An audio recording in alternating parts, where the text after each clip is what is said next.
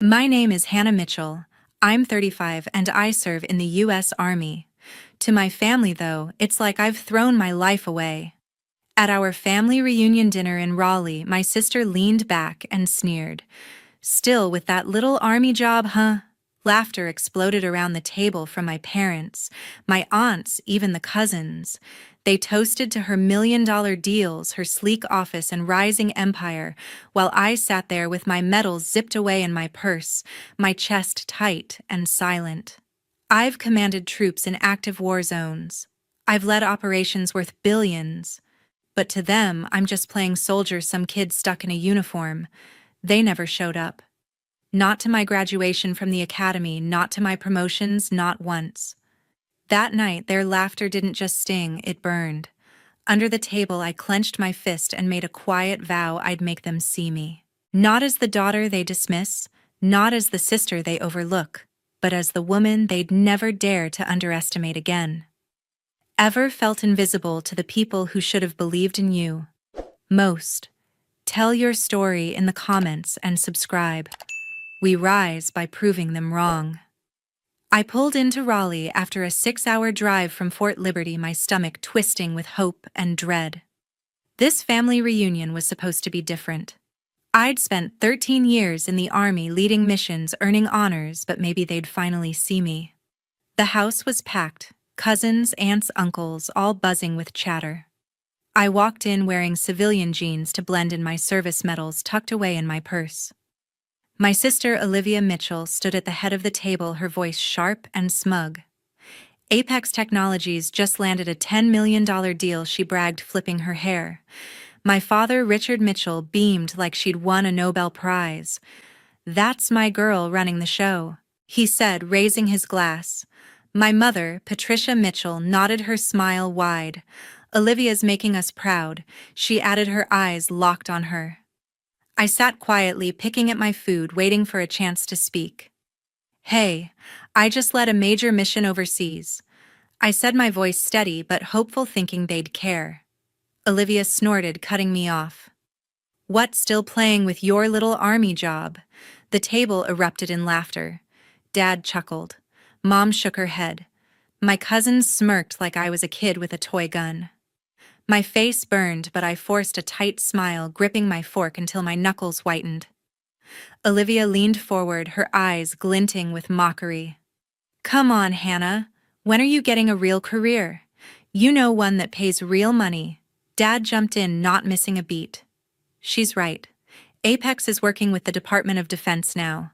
Big leagues, Hannah." He didn't know I was overseeing their contract from the Army's side. Neither did Olivia. They never asked. Mom turned to me, her tone sharp as a blade.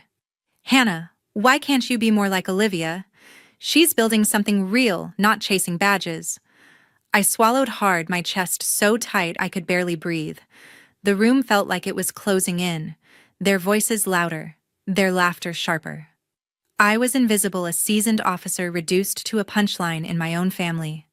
Olivia raised her glass again, her smirk aimed right at me. To Apex and to family success, she toasted. Everyone clinked glasses, their cheers echoing.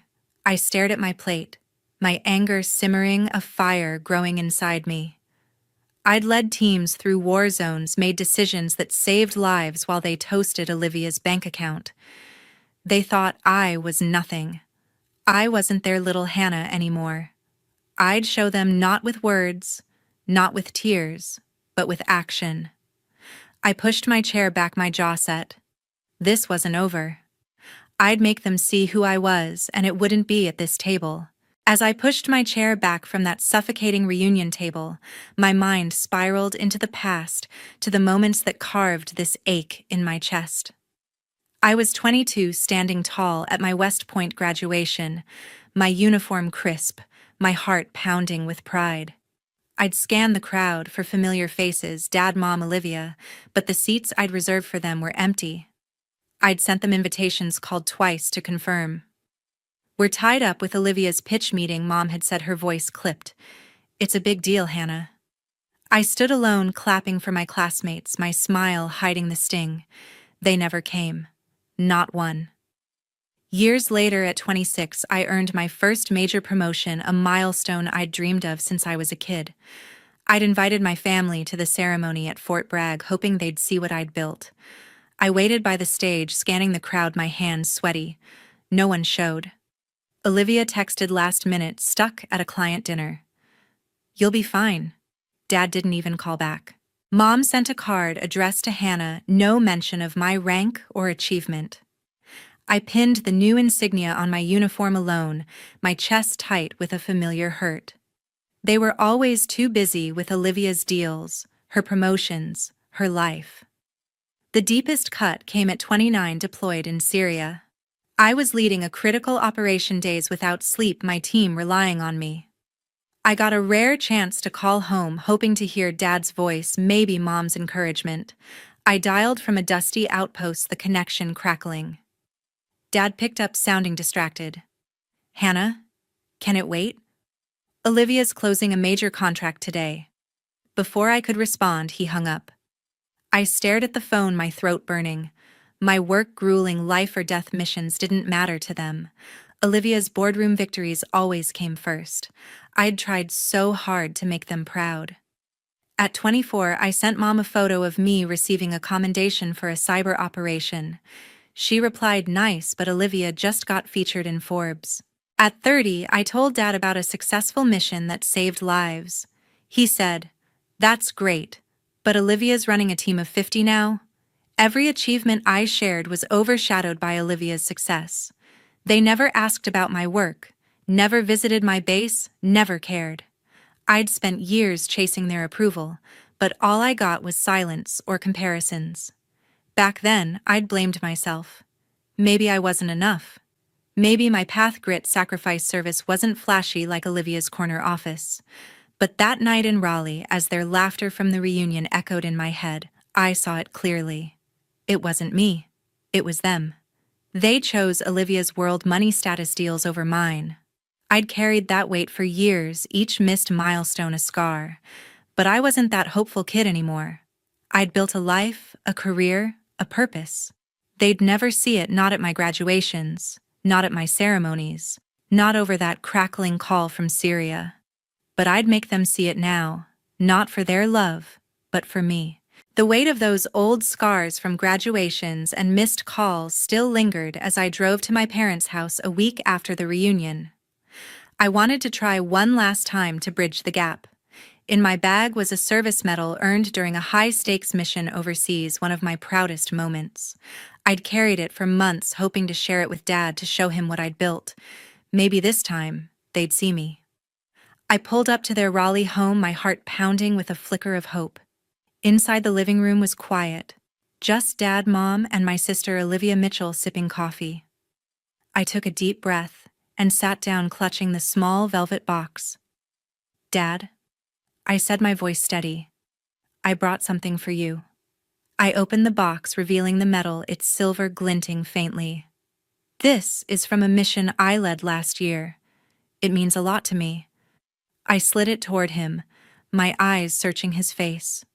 Richard Mitchell glanced at it, then pushed it back across the table. "Hannah, that's nice," he said, his tone flat, "but I don't need trinkets. Olivia's got a big presentation with Apex tomorrow. That's what matters." My chest tightened, but I kept my face, still hoping Mom would say something. Patricia Mitchell barely looked at the medal. "Hannah, honestly," she said, her voice sharp, "why do you keep bringing up this army stuff? Olivia's closing deals that actually change things." She gestured to my sister, who smirked, leaning back in her chair. "Yeah, Hannah." Olivia said, her eyes narrowing. "Maybe save the medals for your scrapbook. I'm pitching to the Department of Defense tomorrow. Real impact." They didn't know I was the officer overseeing Apex's contract, that my work shaped their so-called real impact. I clenched my jaw, the rejection stinging like a slap. I tried again, turning to Dad. "This isn't just a medal," I said, my voice rising slightly. "It's for saving lives, for work I poured everything into." He shrugged, sipping his coffee. "Olivia's work keeps the lights on," he said, not meeting my eyes. Mom nodded, adding, "You should focus on something practical like Olivia does." The room felt smaller, their words cutting deeper than any mission I'd faced. Olivia laughed a short, mocking sound. "Hannah? You're wasting your time? Stick to your little army games." I stared at the metal, its weight heavy in my hands. I'd thought it could change things, make them see me not just as their daughter or sister, but as someone who'd built something real. But they didn't care. They never would. Their world revolved around Olivia's deals, her status, her bank account. My service, my sacrifices were invisible to them. I closed the box, my fingers trembling, and stood up. "Fine," I said, my voice cold. "You don't want this. I'll show you what I'm worth another way." I walked out, their silence following me. That moment broke something inside me, not my resolve, but my need for their approval. I wasn't chasing their pride anymore. I'd prove my value not with gifts or words, but with my actions, my career, my strength. They'd see me not here, not now, but soon, on my terms. I left my parents' house with the medal still in my bag, its weight a reminder of their rejection, but also of my resolve. I didn't need their approval anymore. I'd prove my worth through my work. Back at Fort Liberty, I threw myself into my role as an officer, determined to rise above the sting of their words. My days were filled with high-stakes cyber operations, each one a test of skill and grit. But one mission, a critical network security audit, became my breaking point. I was tasked with leading a team to secure a classified system for a Department of Defense project. The deadline was tight, the stakes enormous. One flaw could compromise national security. I'd spent weeks preparing running simulations, double-checking code. But during the final audit, a hidden vulnerability slipped through, crashing the system in front of my team and our evaluators. The room went quiet, my stomach dropping as the screen flashed red. I'd failed publicly, spectacularly. My team looked to me, waiting for direction, but I froze, the weight of my family's dismissal echoing in my head. Maybe Olivia was right. Maybe I wasn't enough. That night, I sat alone in my office, staring at the failed audit report, my confidence shattered. I was ready to call it quits when Colonel James Parker, my mentor, walked in. "Hannah," he said, his voice steady. "You're not the first to stumble, and you won't be the last." He sat down, his eyes sharp but kind. "Failure doesn't define you. It's what you do next." I shook my head, my voice tight. "Colonel Parker." I let everyone down. This was my shot. He leaned forward, unyielding. "You think I got these eagles without screwing up? You fix it. You learn, you keep going. That's leadership."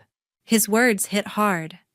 I'd spent years proving myself to a family that didn't care, but here was someone who saw my potential. Over the next week, Colonel Parker worked with me, dissecting the audit, pinpointing the flaw, a subtle coding error I'd overlooked.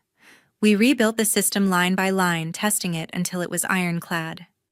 He didn't sugarcoat my mistakes, but he didn't let me drown in them either. "You're tougher than this, Hannah," he said during one late-night session. "Show them what you're made of, not your family, but yourself." When we ran the audit again, the system held. The evaluators nodded, my team cheered, and I felt a spark of pride I hadn't known in years. Colonel Parker clapped me on the shoulder. "That's the officer I know," he said. I wasn't just fixing code, I was rebuilding myself. I realized then that my family's rejection didn't define me. Their words, Olivia's smirks, Dad's shrugs, Mom's comparisons were noise. My work, my growth, my strength were what mattered. That victory at Fort Liberty wasn't just about the audit. It was about learning to stand up after a fall, to lead through doubt, to trust my own worth. Colonel Parker didn't just help me fix a system, he showed me I could fix myself. I wasn't done proving my value, not to my family, but to the world I'd built here. I'd keep pushing, keep leading, keep fighting, and I'd do it for me.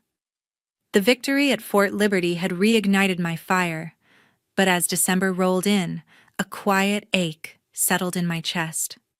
Christmas was coming, and the thought of another holiday with my family's judgment, Olivia's smirks, Dad's shrugs. Mom's comparisons felt unbearable. I needed something else, something real. That's when Colonel James Parker, my mentor, invited me to his family's Christmas dinner. "You're not spending the holidays alone, Hannah," he said, his voice firm. I hesitated, but his insistence won me over. I arrived at Colonel Parker's house near Fort Liberty, my nerves buzzing. Susan Parker, his wife, greeted me at the door with a warm smile. "Hannah, come in," she said, pulling me into a hug that caught me off guard. The house was filled with laughter and chatter, a stark contrast to the cold silence of my family's reunion. At the table sat Brian Carter, my teammate from the cyber unit, his grin wide as he waved me over. "About time you showed up," he teased, passing me a plate. I sat down, my shoulders easing for the first time in weeks. Colonel Parker raised a glass, his eyes steady. "To the team," he said, "and to those who've got your back." I clinked glasses with them, a warmth spreading through me. Susan leaned over, her voice soft. "Hannah James talks about you all the time. Your family here." I swallowed hard, my throat tight. Family. A word I'd chased for years, only to find it here, not in Raleigh, with Olivia's taunts or Mom's lectures. Brian shared stories of our missions, exaggerating my role in the audit fix to make me laugh. "Hannah saved the day," he said, winking. I shook my head, but Susan squeezed my hand. "You're tougher than you let on," she said. Colonel Parker nodded, adding, "She's one of the best. Don't let anyone tell you otherwise." Their words hit deeper than I expected, filling a void my family had left. For years, I'd fought for Dad's pride, Mom's approval, Olivia's respect. But here with these people, I didn't have to prove anything. They saw me, my work, my heart, my strength. As the night went on, we swapped stories, Colonel Parker's early deployments, Susan's knack for keeping him grounded, Brian's ridiculous pranks on base. I shared a little about my missions, careful not to dwell on the pain of my family's rejection. "You ever think about going back?" Brian asked, his tone gentle. I paused, then shook my head. "They don't get it," I said. "But you all do."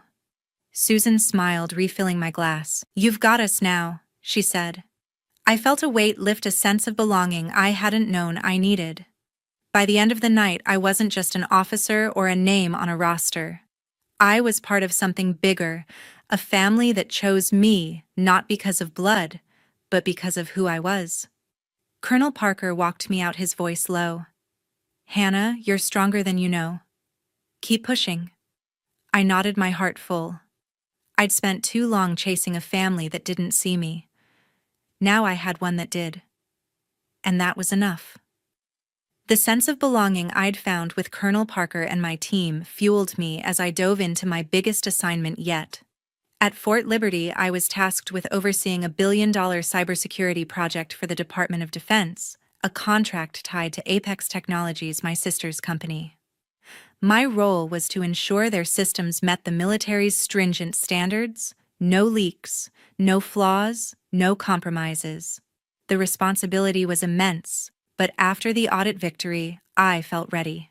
I led a team of analysts running tests, reviewing code, and coordinating with Apex's engineers. Every decision I made carried weight, and I thrived on the challenge, knowing this project could shape national security.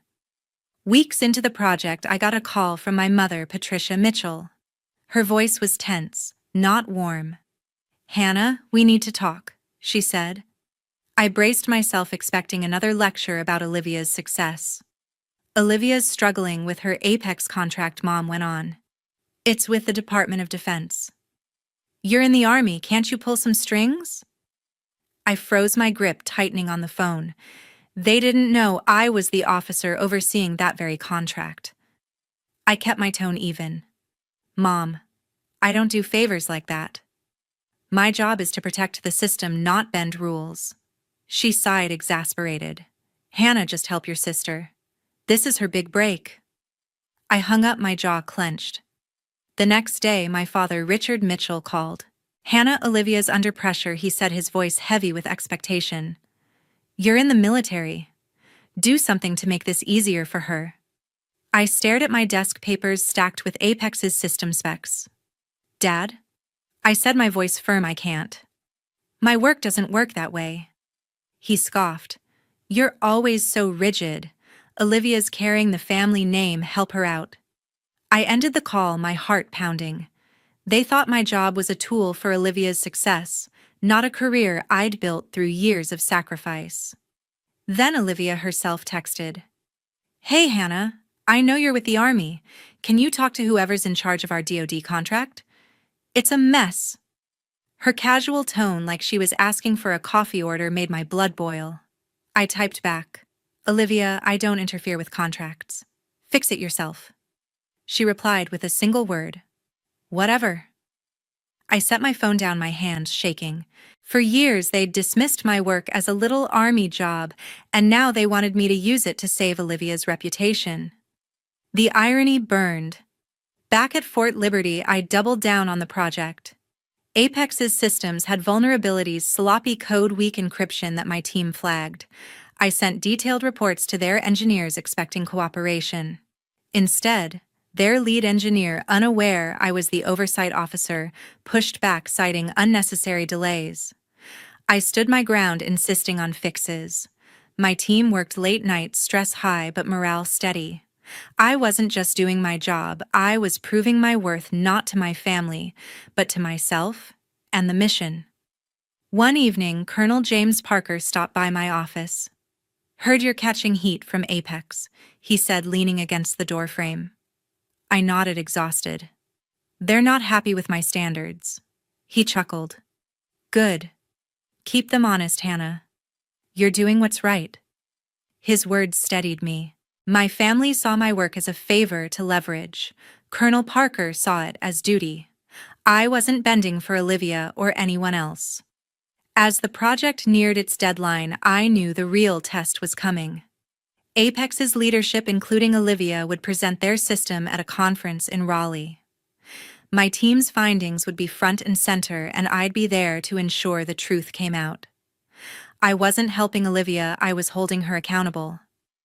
My family's requests had shown me one thing: they'd never respect my work until it stared them in the face.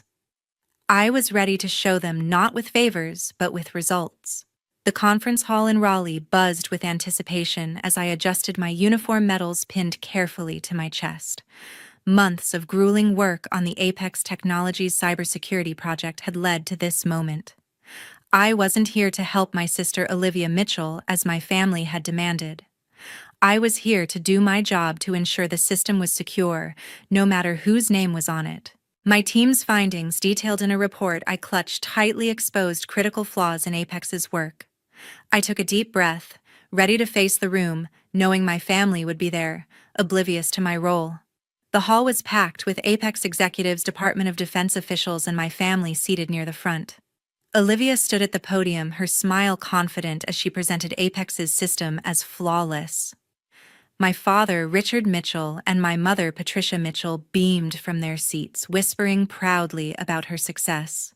I stayed in the back, unnoticed, my heart steady but my nerves electric. Olivia's slides flashed across the screen, boasting unbreakable encryption and military-grade security. I clenched my report, knowing the truth. When Olivia finished, the room applauded. Thomas Reed, Apex's CEO, stepped forward to introduce the military's evaluation. We're honored to have the officer overseeing this contract here, he said, scanning the room. I stepped forward, my boots clicking on the floor, my uniform crisp. The room turned to me, and Thomas Reed's face lit up. He stood, saluted, and said, Colonel, welcome. The words hung in the air, sharp and clear. A gasp rippled through the crowd. My family froze. Olivia's jaw dropped. Dad's eyes widened. Mom's hands gripped her chair. Colonel. The title they'd never heard, never cared to know, now echoed in the silence. I nodded to Thomas Reed and took the podium. Thank you, Mr. Reed. I said, my voice calm but firm. My team conducted a thorough review of Apex's system. I opened my report, projecting the findings on the screen.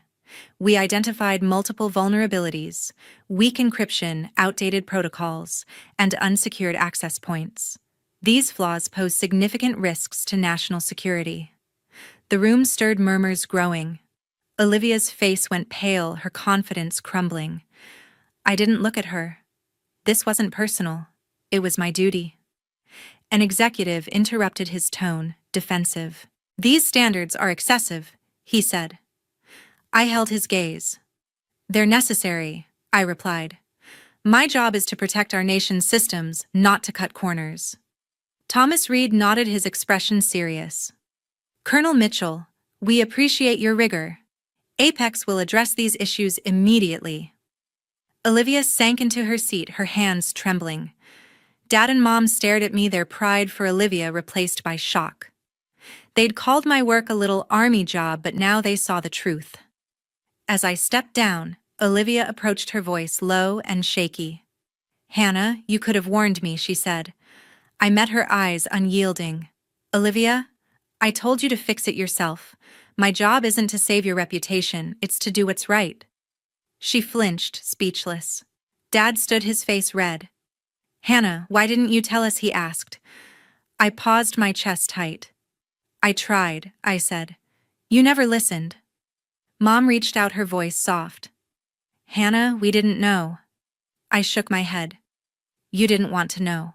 The conference moved on, but the air between us was heavy. My family sat in stunned silence as Thomas Reed thanked me again, his respect clear. I'd spent years chasing their approval, but in that moment I didn't need it. I'd proven my worth not to them but to myself, my team, and the mission. As I left the hall, my medals glinting under the lights, I felt lighter. Their shock was their burden, not mine. I was ready for what came next. Walking out of the Raleigh conference hall, the weight of my family's stunned silence lingered behind me. Their shock at hearing Colonel welcome wasn't my victory. It was just the final push I needed. For years I'd carried their dismissal, their preference for my sister Olivia Mitchell, like a stone in my chest. But standing there with my medals glinting and my duty clear, I knew it was time to let go. I drove to my parents' house that evening, my resolve firm, ready to say what I'd held back for too long. I found my father, Richard Mitchell, and my mother, Patricia Mitchell, in their living room, still reeling from the conference. Olivia sat across from them, her face tight with frustration. I stood in the doorway, my uniform still on, my voice steady. I'm done, I said. For years I tried to make you see me, my work, my sacrifices. But you never did. You chose Olivia's world over mine every time. Dad's face hardened. Hannah, we didn't know you were a colonel, he said, his tone defensive. I shook my head. You didn't know because you never asked. Olivia stood, her voice sharp. Hannah, you embarrassed me today, she said. You could have helped me, but you threw me under the bus. I met her gaze, unflinching. Olivia, I did my job. You wanted favors, not fairness. That's not who I am. Mom reached out, her eyes pleading. Hannah, we're family. We can fix this. But her words felt hollow. No, Mom, I said, my throat tight. Family doesn't ignore you, belittle you, or demand you bend your principles. I'm done chasing your approval. The silence that followed was heavy, final. I turned and walked out, their voices fading behind me. That night, I packed my things and made a decision. Fort Liberty had been my home, but a new assignment was waiting in Arlington, Virginia, near the Pentagon. It was a fresh start, a chance to build a life free from the shadows of their expectations. By week's end, I'd loaded my car and driven north, the Raleigh skyline shrinking in my rearview mirror. Arlington felt different, open, unburdened. I settled into a small apartment, my medals and commendations arranged on a shelf, not for anyone else, but for me.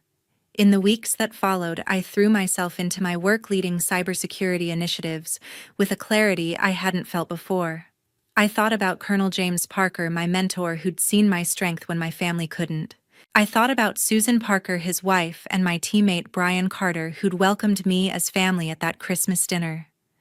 They were the ones who mattered, the ones who'd chosen me, not out of obligation, but because they saw who I was.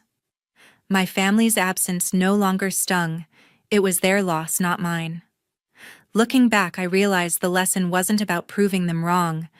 It was about proving myself right. My worth wasn't in their praise or Olivia's shadow. It was in the missions I'd led, the lives I'd protected, the team I'd built. I'd spent years thinking I needed their validation to feel whole, but I was whole all along. My strength, my purpose, my life. They were mine, forged through every challenge, every choice, every step I took alone. To everyone who's followed this journey, thank you. Thank you to Colonel Parker, Susan, and Brian for showing me what family really means. Thank you to my team at Fort Liberty for standing by me. And thank you to all of you listening for being part of this story. If it resonated with you, hit that subscribe button and drop a comment below. Tell me what's your story of finding your worth. I'm reading everyone. That's how it looked. Everyone was already seated. Glasses clinked.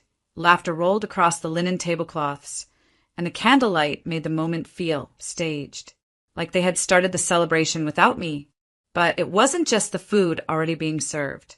It wasn't just the way my sister was mid-toast. It was the fact that there was no chair for me. I stood at the end of the table, blinking, coat still on, holding a small gift bag I had picked up for my mom. Yes, my mother. Even though it was my birthday, there was one chair left, and it was filled by her purse. I stared. Everyone else didn't. Not really. One cousin smirked. My uncle looked down. My mom sipped from a wine glass and said calmly, "The floor suits you, doesn't it?" And then they laughed. The whole table. A burst of shallow, polite, we don't know what else to do laughter. My heart didn't drop. It detached. I heard the words. I felt the blood rush to my face. But what I really remember is the scraping of forks against plates. The clink of a bottle being uncorked. My sister, snapping a picture like nothing happened. I stood there for maybe 10 seconds. Maybe 20. No one stood up. No one pulled out a chair. No one said, "That's not okay." So I put the gift bag on the corner of the table, slowly without shaking, and said nothing. I turned around, walked out. The last thing I heard was my mom's voice. So dramatic. Outside, the city noise rushed back like a wave. Cars, horns, people laughing that weren't laughing at me. I walked 3 blocks before I realized I was still holding my coat in one hand. Still didn't cry.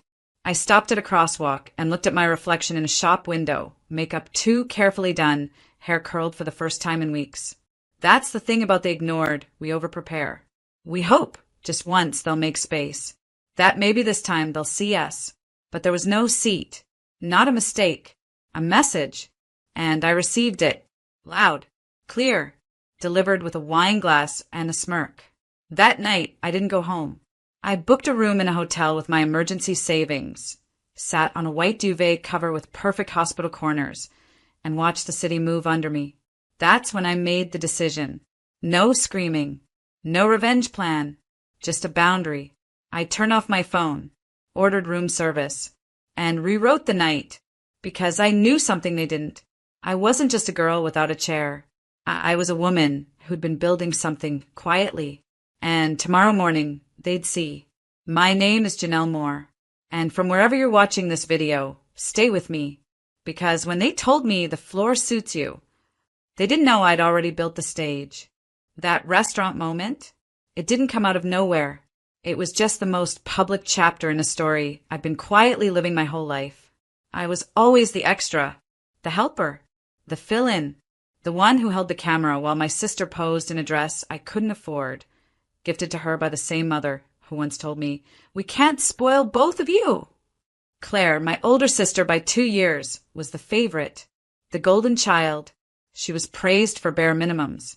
I was punished for showing emotion. When Claire brought home a B, they framed it as resilience. When I brought home an A-, I got a lecture about slipping. She could cry at the dinner table and be called sensitive. If I spoke too firmly, I was difficult. My mother used to tell me, "You're strong, Janelle. You don't need all the attention." What she meant was, "You don't deserve it." It didn't start with birthdays, but birthdays were the worst. When Claire turned 16, she got a backyard tent party, catered food, live music. When I turned 16, a shared cake during her graduation party. Her friends sang louder than mine.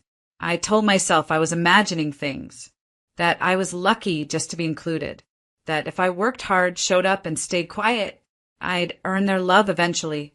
Spoiler, I didn't. I helped them when they needed money, covered rent when my mom got behind, proofread Claire's resume, drove her to interviews, co-signed her apartment when she couldn't qualify on her own. And each time, I told myself, this will be the one time they say thank you, the one time they finally see me, the one time they let me sit at the center of the table, not off to the side. But last night proved what I should have accepted years ago. They didn't forget to set a seat for me. They chose not to. It was a joke to them. The floor suits you. My mother had said it with a smirk, sipping wine like she'd been waiting to deliver that line her whole life. And maybe she had. Maybe I was never the daughter she wanted, just the one she tolerated. The utility, the shadow that didn't talk back. Until now, because walking out of that restaurant didn't feel like a meltdown. It felt like liberation, like I'd finally stopped asking to be seen by people who refused to look. And what they didn't know, what none of them bothered to ask about, even when I hinted at it, was that I'd been working on something that told the truth they never wanted shared. And that something was going live in less than 24 hours. I thought someone would call. Not right away, I knew better than that. But I figured maybe later that night. A text, a passive-aggressive voice note, some attempt at damage control. Instead, nothing. I checked my phone once, around midnight. Still nothing. The only messages were from work. One happy birthday from a former roommate. And a coupon for a free coffee. That silence was louder than any slap. I stared at my phone, lit up against the dim hotel room, and realized they didn't just forget me. They didn't miss me. I could have vanished into the street, and their night would have continued. Champagne, laughs, inside jokes I was never part of. And why would they call? I played my part too well. I showed up when no one else did. Paid for the birthday cakes when Mom forgot. Cleaned up the living room after family dinners. Listened to Claire cry over relationships, only to be accused of being too judgmental when I offered honesty. They never saw me leave because they never really noticed I was there. So I stopped waiting. At 1 a.m., I turned my phone off and opened my laptop. I pulled up the press preview, the one I'd had saved in my drafts for weeks. A media embargo that was set to lift at exactly 9 a.m. the next morning. The title of the series? What We Carry, Stories from the Family Table. A 6-part documentary I co-produced, hosted, wrote. Not about my family exactly, but close enough to burn. Each episode told a story of emotional labor. The invisible child, the uncelebrated daughter, the caretaker treated like a convenience. We used actors, changed names, but the truth underneath? Mine.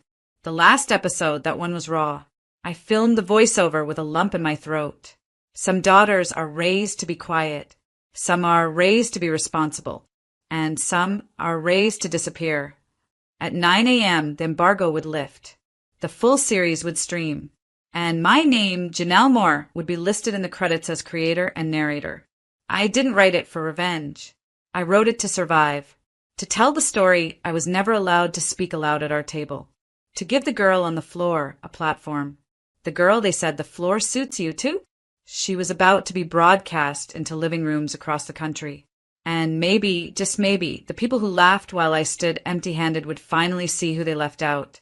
And feel what silence really sounds like. The documentary wasn't some side hobby. It was everything I'd pour my soul into for nearly 2 years. Late nights after my corporate job. Weekends spent interviewing other women like me. Scripting voiceovers with shaking hands. Editing footage on a cracked laptop because all my money had gone to rent, and helping the same people who forgot my birthday more than once. I pitched it under a pseudonym at first. Didn't want it to be about me. But the producers, real ones from a mid-tier streaming network, said my narration was what made it personal. Gave it depth. Gave it rage without violence. They offered me a contract. Then a full writing credit. Then, eventually, my full name in the credits. I hesitated, because even though I'd been invisible my whole life, part of me still believed they might finally see me if I just waited long enough. But that hope had died the moment my mother said, "The floor suits you." So I signed. And now, on the morning after my walkout, I sat on the edge of my hotel bed and watched the premiere notification light up. Episode 1 was already trending. The title card opened with a single line. Some daughters grow up loved. Others grow up useful. I watched the first 5 minutes with the volume low. The reenactment, a family dinner. A daughter washing dishes while everyone else laughed in the next room. A mother saying, "You're too much, you know that?" I didn't need to watch more. I had lived it. I checked social media. Hundreds of shares. A growing comment thread. Women tagging each other. "This is us." I feel so seen. Did you cry during episode 3? I cried during episode 3. Then I saw it. A local news station had picked it up. Streaming Spotlight, What We Carry explores unspoken family wounds. They used a still image of me recording voiceover, soft light, headphones on looking focused. It was a good shot. I looked strong, not angry, not bitter, just steady. I closed the laptop and breathed out slowly. I wasn't going to send it to my family. Didn't need to. They'd find it on their own. And when they did, they'd see their daughter, front and center, voice clear, not raising it but letting it echo. Because the camera had been rolling long before they told me the floor was mine. And now, the world was watching. They didn't call when it aired. They didn't text when it started trending.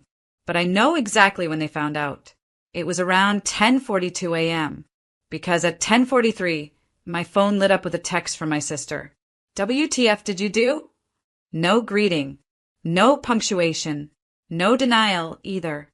Just panic. At 10:47, another came in. "You seriously made a whole show about us?" I didn't reply. I was at a coffee shop down the street from the hotel. Hoodie on. Sunglasses. Watching people scroll through their phones and lean over to friends, whispering about the documentary that had just dropped. I heard one woman say, "It's like she's telling my story." She didn't know I was sitting 10 feet away. At 11:06, my mom called. I didn't answer. She left a voicemail. Her voice was breathless, like she'd run to the phone. "Janelle, I don't even know what to say. I saw it. We all saw it. Why would you do this? Why didn't you just talk to us?" Talk? When I stood at the edge of that table in a designer restaurant on my own birthday, holding a gift bag for her, she told me to sit on the floor. There was no talking left to do. What she really meant was, "Why didn't you stay quiet?" At 12:14, my uncle sent me a screenshot, a paused frame of the opening credits. My name in white, centered, sharp. "Is this really you?" I left that one on read. By 2 p.m., my mom had left 3 more voicemails. The last one wasn't angry. It was small. "You embarrassed us, Janelle. People at church are asking questions. Your aunt won't stop crying. I just don't understand what you wanted from all this." What did I want? Not much. Just to not be erased. Just 1 year where I didn't have to beg to be acknowledged. Just 1 birthday where I didn't get told to sit on the ground like a guest who overstayed her welcome. Instead, I gave myself the platform they never offered. And what happened? The world listened. By evening, the documentary was number 3 on the platform. I was getting interview requests from podcasts, indie blogs, even one morning show. Not because I was famous, but because I was familiar. Because thousands of women had lived their own version of that dinner table, that laughter, that small cruelty wrapped in family smiles. And now they had words for it. A voice. Mine. But my mother didn't see it that way. She sent one final message that night. A paragraph. I read it once. Then again. She said I humiliated the family. That I twisted the truth. That I made everyone look like monsters for one bad night. Then, near the end, she wrote something that made me pause. "You always needed more attention than the rest of us. I guess this was your way of finally getting it." That line, that was the whole point. She still didn't see it. Not after everything. Not after years of being invisible until they needed help or a favor or a photo taken. Not even after the world saw me first. So I did what I should have done years ago. I didn't defend myself, didn't explain, didn't fold back into the good daughter they thought they could guilt into silence. I blocked her number, and I exhaled. For the first time in decades, I wasn't waiting to be understood. I was just done. I used to think silence meant failure, that if I didn't reply, I was running away, that if I didn't explain, I was letting them win, that silence was weakness, a small life hiding behind a closed door. But now, I understand something they never taught me. Silence is an answer. And in my case, it was the only one they would ever hear. After I blocked their numbers, I didn't announce it. No dramatic post. No cryptic quote. No new era selfie with a caption about boundaries. I just vanished from their story. And for the first time, I started writing my own. I extended my hotel stay, gave myself 1 week, 7 full days of zero obligations. No texts, no expectations, just me, my breath, my thoughts, and the city buzzing outside a window that didn't frame my past. On the second night, I ordered takeout and watched the 3rd episode of my own documentary like I hadn't written it. Because in some ways I hadn't. That version of me, the one who had stood in that kitchen at 17, trying to explain why Claire's words hurt, only to be told, "Don't be so sensitive," she wrote it. The girl who stood in her bedroom while her birthday cake sat in the living room untouched because Claire was having a bad day. That girl finally had a microphone, and I didn't need to add a single word. The world heard her. By midweek, emails were flooding in from viewers. Women in their 30s, mothers in their 50s. A teenager who said she showed her dad episode 2, and he cried, really cried for the first time in her life. One message stood out. I thought I was crazy for how much it hurt to be the one no one saw. You put words to something I've been carrying for years. Thank you for not sugarcoating it. Thank you for letting it be ugly and real. That one made me cry. Not a sob, not a breakdown, just quiet tears, gratitude, release. Because the biggest lie I had grown up believing was that my pain wasn't valid unless someone else confirmed it. That if they didn't admit to it, it didn't happen. But that's not how pain works. Sometimes pain is the room you're not invited into. The birthday toast that never mentions your name. The empty chair at a restaurant where you were the guest of honor. That pain doesn't need a witness to be real. And healing? Healing isn't loud. It's not always fire and revenge. Sometimes healing is eating a meal slowly without waiting for someone to interrupt. Sometimes it's sitting in silence and not mistaking the quiet for punishment. Sometimes it's hearing your sister's name trending next to yours and not caring. She tried to respond, by the way. Claire posted a vague story about family drama and how some people will exploit anything for attention. I didn't watch it. A friend sent me a screenshot. I deleted it, not out of anger, out of freedom, because I was no longer performing forgiveness, no longer earning affection, no longer fighting for a seat at a table that was always going to be too small for me on purpose. By the end of the week, I had found an apartment listing. Small, private, bathed in morning light. I signed the lease because I didn't just want distance. I wanted space, to breathe, to write, to live without waiting to be chosen. And when the leasing agent handed me the keys, she said, "Do you need help carrying anything?"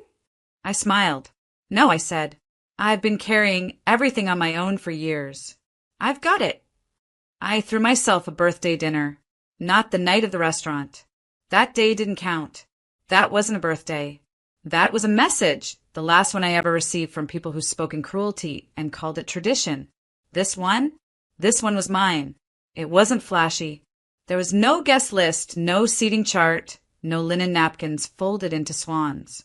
Just 6 chairs, 3 friends, 1 long wooden table I rented for the night from a backyard garden space I found online. The lights were soft. Strings of bulbs hung overhead, the kind that glow like stars that stayed too long at the party. There was music, low and full of warmth. Nina Simone, Leon Bridges, a little Billie Eilish for the poetry of it, and me in a burnt orange dress I bought just for the occasion. Nothing expensive, but it fit. It made me feel like a person who deserved to be seen. My friends brought dishes they made themselves. One brought candles. One brought flowers. One just brought her whole heart, and that was more than I'd ever gotten on any birthday before. We didn't make speeches. There were no toasts about surviving hard years or escaping toxic homes. We just ate, laughed, passed plates around like it was sacred. At one point, someone asked, "Is this your first real birthday?" And I thought about it. I thought about all the other birthdays. The one when I was 10 and Claire had a meltdown because her cake had fewer sprinkles than mine. The one where I was turning 21 and Mom invited her friends instead of mine. The one last year when no one showed up because they forgot to send the group text. Then I looked around that table. People who knew me, not just what I could do for them. People who didn't need explanations. Who didn't ask me to shrink so they could feel taller. I smiled. "Yeah," I said. "This is the first one that feels like mine." They didn't clap. They didn't pity me. They just smiled back, like they understood the weight of that sentence without needing it spelled out. Later that night, I walked home with leftover cake in a foil-wrapped box and a bottle of sparkling cider in my tote bag. I didn't cry. I didn't ache. I didn't replay what my mother had said that night in the restaurant, because it didn't matter anymore. What mattered was the quiet joy in my chest, the crumbs on the plate, the candle I blew out not to wish for something better, but to say goodbye to what never was. I opened the door to my new apartment, kicked off my shoes, and sat on the floor, not because there wasn't a seat for me, because this time the floor was mine, and I had brought myself here. No performance, no apology, just a girl who gave herself a birthday, and made it beautiful. 1 year later, I sat on a stage across from 3 other women, a journalist, a therapist, and a social worker, all of us part of a televised round table on emotional labor and family estrangement. The irony didn't escape me.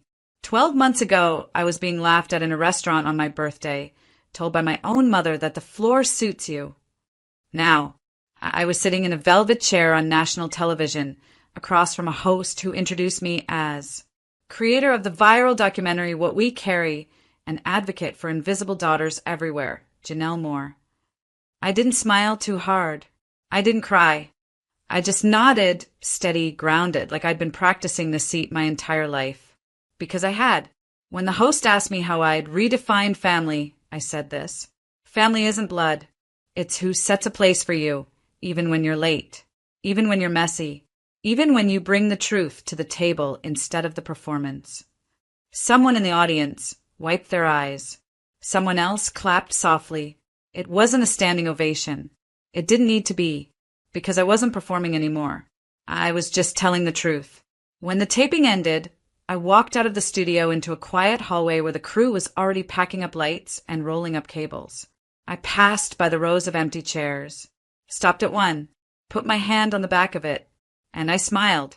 Not because I was nostalgic, because I remembered. I remembered being 17, sitting on the floor of my bedroom while my sister blew out candles downstairs. I remembered being 25, cleaning up after my own birthday dinner while the rest of them laughed in the other room. I remembered standing in that fancy restaurant, holding a gift bag like a question, and realizing they never planned to make space for me. So I made space for myself. I brought my own chair, and when they wouldn't let me sit at their table, I built one of my own. I walked home that evening to my apartment, a different one now, a little bigger, with more windows and a bookshelf full of first drafts and overdue dreams. There was no voicemail from my mother, no text from Claire, not because we'd made peace, because I had stopped asking them to be part of mine. I ordered dinner, lit a candle, ate at my kitchen table with music low in the background. And at the end of the night, I pulled out a single piece of stationery, just one. I wrote a letter to myself, not to send, not to post, just to read the next time I started doubting. It said, "They told you the floor suited you, but you knew better. You turned the floor into a foundation. You built a stage. You brought your own chair, and you sat in it, fully, finally, without fear." That letter sits taped to my fridge now, next to a photo from my last birthday, the real one, the one with the backyard table and the string lights and no one laughing at my expense. Just joy, just belonging, just peace, earned, quiet, and mine. Arrow to her. My mother's voice cracked across the living room like a whip. Nicole sat on the couch, pale, tears carefully arranged on her cheeks like she was auditioning for sainthood. My father stood behind her, arms crossed, silent, but nodding. Always nodding. "She's dying," Mom said, "and you're the only match." I looked at them, at the same 3 people who had watched Nicole destroy my career, lie to my boss, sleep with my fiancé, and still had the audacity to call me the selfish one. "She's family," Dad finally muttered, like that word was supposed to erase everything she'd done. That's when I smiled. Calm. Slow. The kind of smile that made my mother blink. "Actually," I said, reaching into my purse, "she's not." I pulled out the envelope. Thick. Sealed just hours ago. The room shifted. Nicole's hand froze mid-wipe across her cheek. "What is that?" my mom asked. I opened it, unfolded the paper. Read the line I'd memorized 100 times already. Probability of full sibling relationship, 0%. My voice was steady. I took a DNA test. 2 weeks ago. They all stared. My mom shook her head. "That's not possible." "Oh, it's possible," I said, holding out the paper. "In fact, it's printed right here." Dad's face went pale. My mother's lips parted like she was going to scream, but nothing came out. "Nicole?" She just stared at me, because, for once, her perfect little script had been rewritten, and I was the one holding the pen. My name is Sierra Lane, and from wherever you're watching this video, stay with me, because the moment they told me to save my sister's life was the same moment I realized she was never my sister to begin with. Nicole was always the favorite. Not just a little, not like, "Oh, she's older, she needs more help" kind of favoritism. I mean blinding, suffocating, unspoken but everywhere favoritism. When I got good grades, they smiled. When Nicole passed her driving test on the 3rd try, they threw a backyard barbecue. When I won a scholarship, Dad said, "Don't brag. It makes your sister feel bad." She was the fragile one, the pretty one, the one Mom called our little star, while I stood in the shadows, carrying the weight of being the responsible daughter, the invisible one. But I didn't hate her. I told myself families were messy. That maybe I was just more independent. That love looked different for everyone. I held on to that lie until the day Nicole ruined everything. It started with my engagement. Tyler and I were together for 4 years. Solid. Kind. We had a plan. Save money, move to a new city, start fresh. I told Nicole everything. I confided in her like sisters are supposed to. 2 months before the wedding, he called it off. No explanation. No closure. Just a message that said, "I can't do this." I broke, and I still didn't suspect her. Not until I found the messages. Flirty, cruel, shameless. From Nicole to Tyler. Weeks worth of texts. Pictures. She'd been seducing him behind my back. And when I showed my parents, Mom shrugged. "It's not like you were married." Dad said Tyler made his own choice. But Nicole didn't stop there. A few weeks later, HR at my job called me in. An anonymous tip had been submitted to corporate, suggesting I was leaking client information for money. Fake screenshots. Doctored emails. It almost worked. I only kept my job because my manager knew me well enough to dig deeper. The anonymous account? Linked to Nicole's Wi-Fi network. I brought it up at dinner. My mother said, "You're not perfect either, Sierra." That was the night I stopped pretending I had a real sister. I went low contact after that. No family holidays. No calls. No texting birthday wishes to people who would never return the effort. But then the call came. Nicole was sick. Aggressive leukemia. She needed a bone marrow transplant, and I was the only match. Suddenly, I was important again. Suddenly, my phone wouldn't stop ringing. And suddenly, they expected me to forget everything. Forgive everything. But what they didn't know was that I had already started digging. And the truth I uncovered? It made everything make sense. After the diagnosis, the story shifted fast. One moment, I was the forgotten daughter. The next, I was cast as the selfish one refusing to save her poor, helpless sister. The pressure came hard, and from every angle. Family friends started messaging me. Old church ladies I barely remembered were calling me heartless. An aunt I hadn't spoken to in years left a voicemail crying, "She needs you, Sierra." How can you live with yourself if she dies? The guilt wasn't subtle. It was relentless. My mother would text every morning like a campaign manager. Nicole's white blood cell count dropped again. The doctors said it has to be you. She's still your sister, Sierra. Still your sister. They kept repeating that like it was scripture, like it canceled out every betrayal, every lie, every scar Nicole had left behind. I started to question myself. Maybe I was being cruel. Maybe I really was cold, like they said. Maybe I was broken from years of swallowing disappointment and just couldn't feel right anymore. I stayed up nights staring at the ceiling, imagining her funeral, the headlines, the whispers, the way they'd paint me as the monster. I even picked up the phone once to call the transplant coordinator, but something stopped me. Not fear, not bitterness, a gut feeling, a voice that said, wait, look closer. So I did. I went through the family documents, old medical forms, insurance papers, the bottom drawer in my mom's desk she thought I'd forgotten about. That's where I found it, a sealed manila envelope. I almost didn't open it, but curiosity won. Inside, hospital records, lab work, a copy of my birth certificate, and a note I'd never seen before. A sticky note, faded but clear. Keep this in case Sierra ever asks. My hands were shaking. I took the documents to a private DNA clinic the next morning. No lawyers, no accusations, just a quiet swab of my cheek and a deep breath. 2 weeks later, I picked up the results in person. I opened them alone in my car, hands cold, heart in my throat.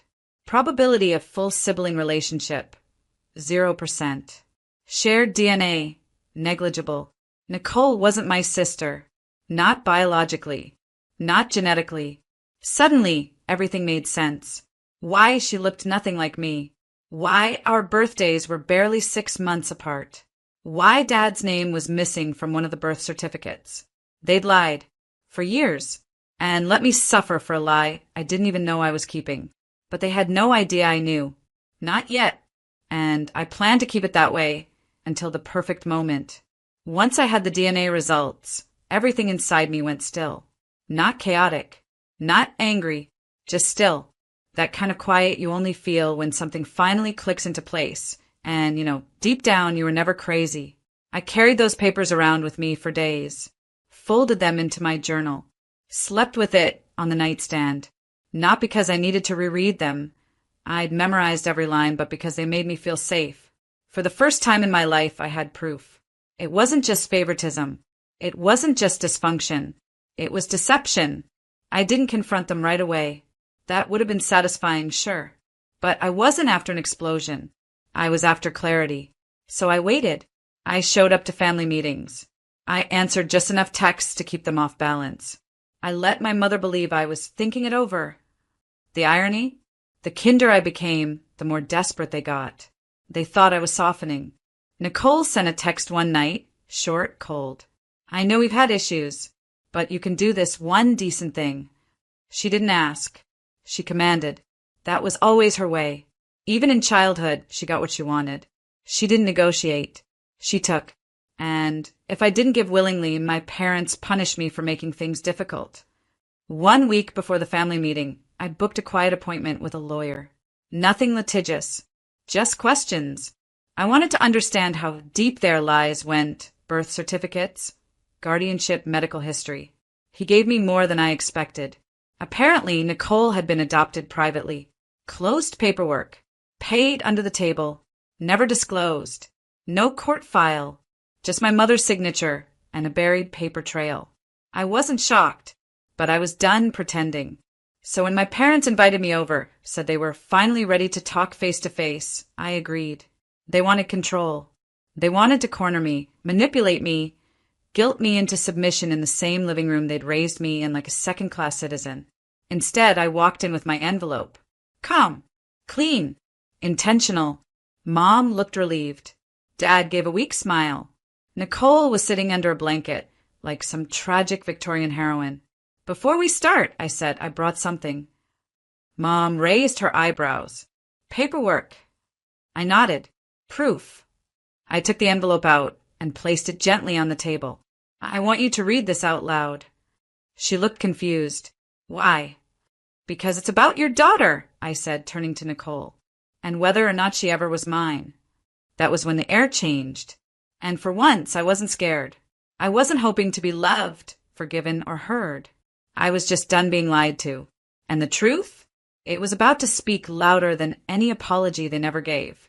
The room went quiet when I placed the envelope on the table. Not the kind of quiet that comes before an argument, the kind that comes before a storm. My mother looked at the envelope like it was something toxic. My father leaned back, arms crossed, his default when he wanted to appear calm while boiling underneath. And Nicole didn't move at all. She just stared at me, jaw tight, eyes hard. There was no fear in her face, just that same smugness. She were the night she lied to my fiancé, and the day she tried to get me fired. I could see her thinking, you won't go through with this. She still believed she could win. My mother was the first to speak. What is this supposed to be? I stayed seated. My voice didn't rise. It's a DNA test from a certified lab, taken 2 weeks ago. It says that Nicole and I share no biological connection. None. I let the words hang. My mother scoffed. That's ridiculous. You're sisters. No, I said, sliding the paper across the coffee table. You raised us like sisters.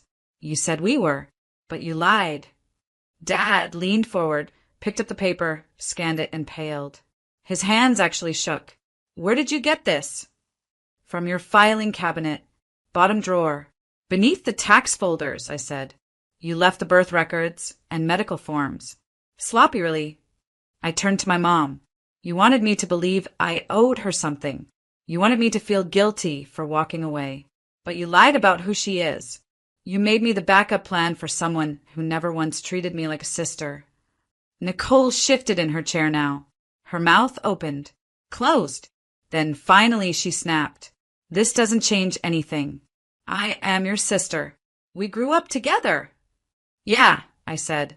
And you slept with my fiancé. Tried to ruin my job. Turned our parents against me. And now you want my body to save yours?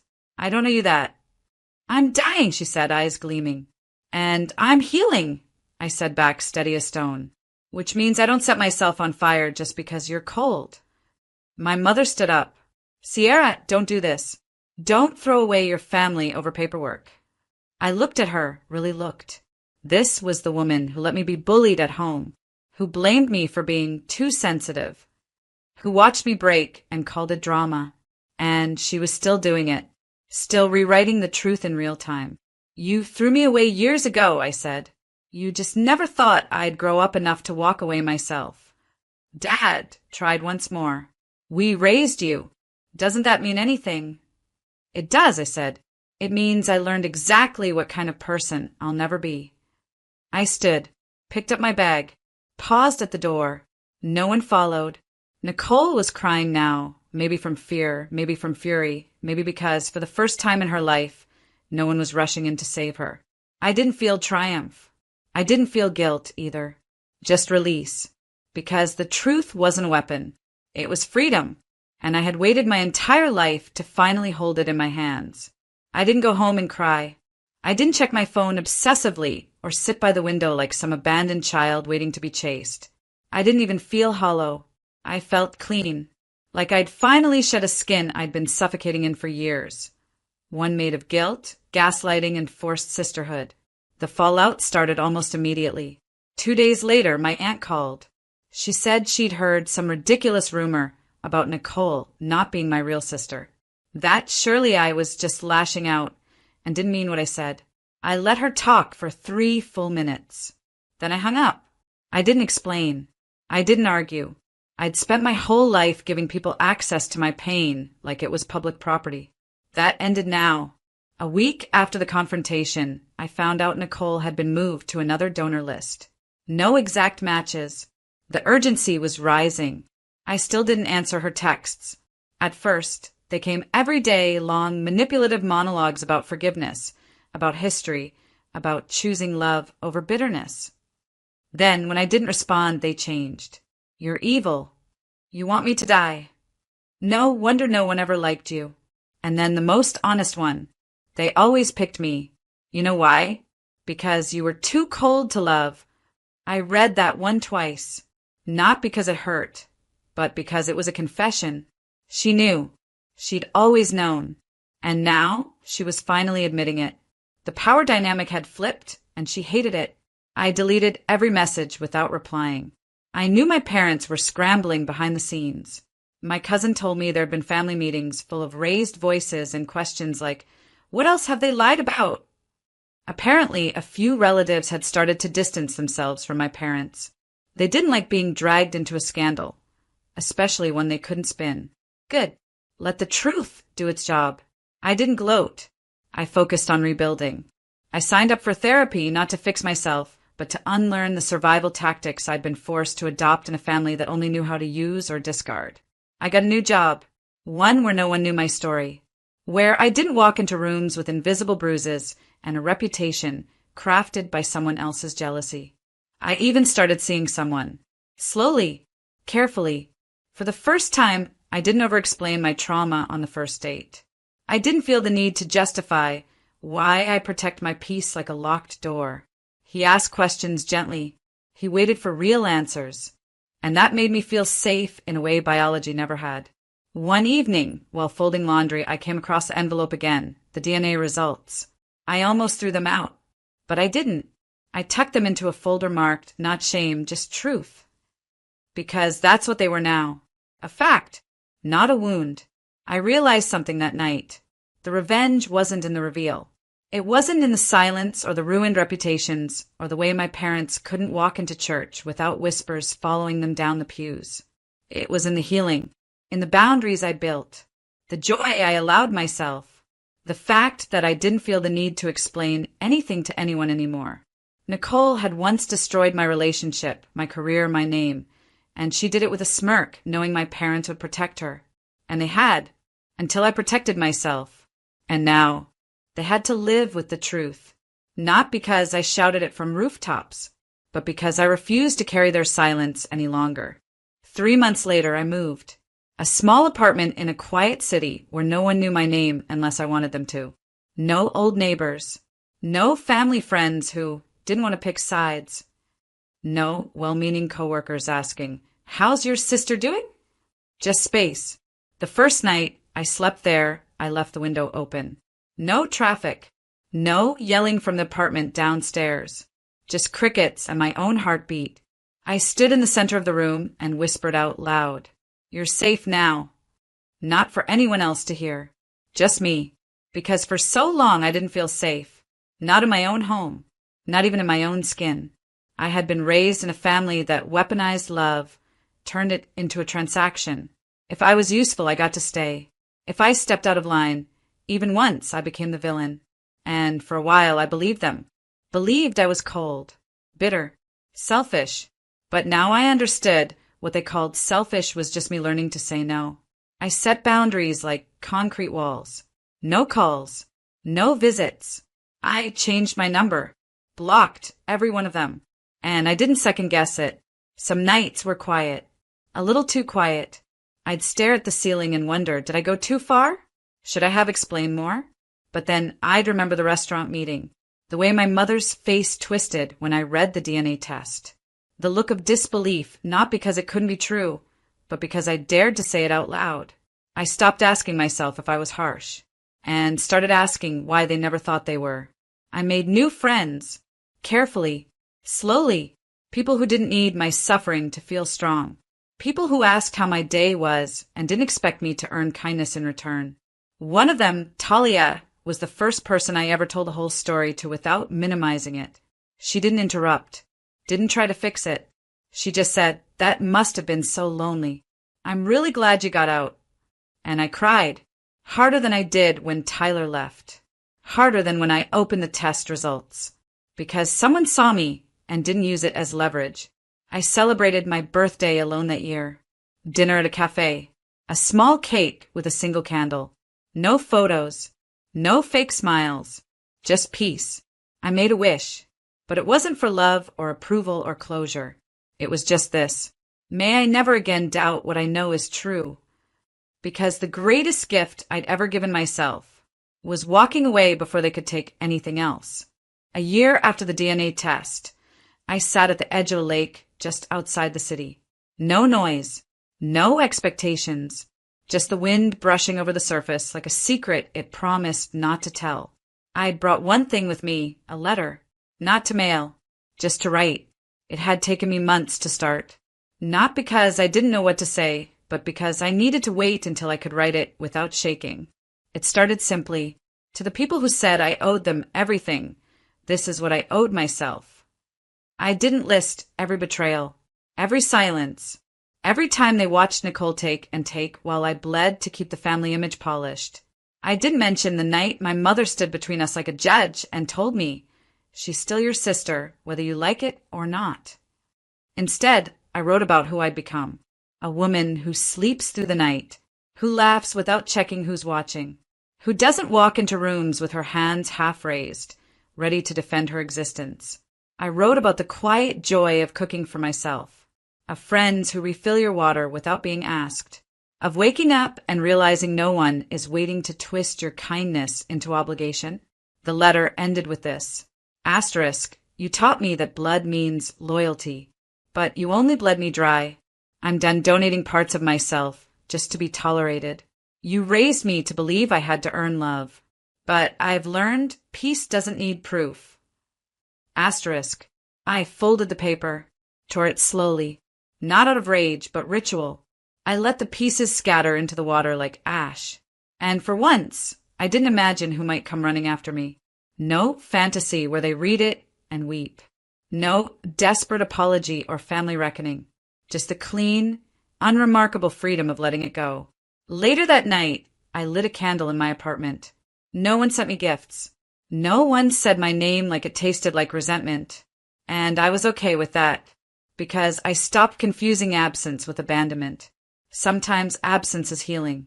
Sometimes it's the boundary your soul begged you to draw years ago. I looked around the space I'd built. Nothing extravagant, just mine. On the wall was a framed print I bought for myself a few months back. For words. Peace over permission. Always. That's what this entire journey had been about. Not revenge. Not punishment. Release. They tried to guilt me with the word family. But what is family if it only shows up with conditions? What is family if it destroys you, then expects you to save the pieces? I still don't know who Nicole really is. I don't know why my parents lied, or what they thought they were protecting. But I know this. Love doesn't manipulate, and DNA doesn't entitle. They told me I was heartless, but I was never heartless. I just finally stopped giving mine to people who only came with knives. So no, I didn't save Nicole's life, but I saved my own, and that was enough.